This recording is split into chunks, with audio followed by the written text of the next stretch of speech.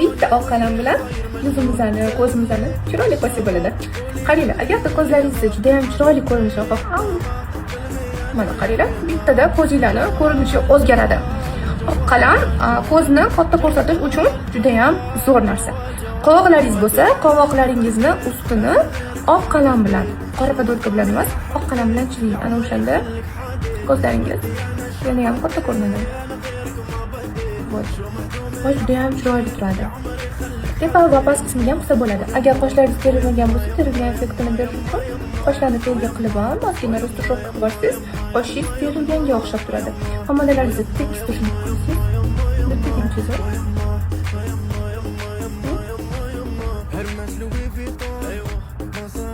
restushok qilib olsangiz, tekis bo'yalgandek turadi.